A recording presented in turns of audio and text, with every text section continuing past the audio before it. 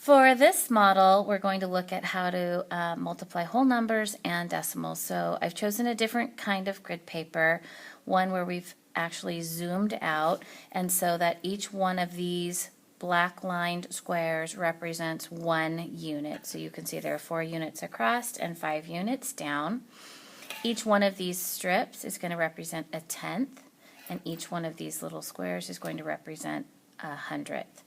So if I have the number 3 and 7/10 times 2 and 5/10, I'm going to frame out. I like to write down what it is, the dimensions are, so I can remind myself what I'm doing. I'm going to go 1 unit, 2 units, 3 units, and 7/10. Then I'm going to go over 1, 2, 3, 4, 5, and 5/10. And then I'm going to carefully make my area model as straight as I can. And then just like I did in the other model, I'm going to think of my partial products. How many wholes do I have? How many whole units do I have? And how many pieces do I have of tenths and hundredths? So when I look at this, I have 3 times 2. So in this area right here, I have 6. So I'm going to put 6.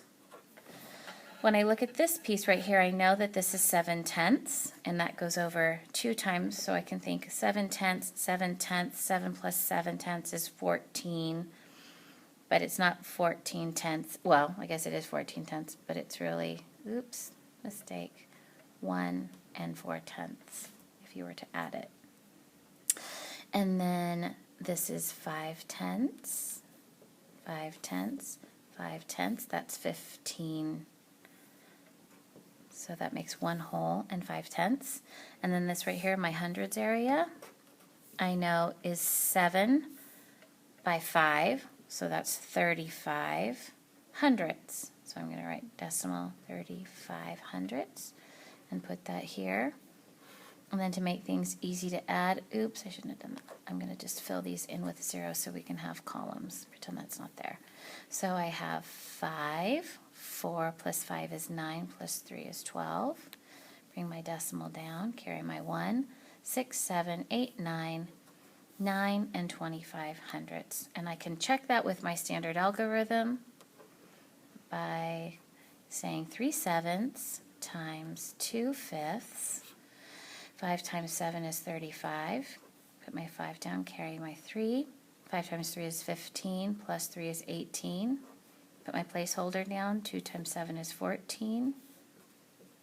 2 times 3 is 6, plus 1 is 7. Add it up. 5, 8 plus 4 is 12.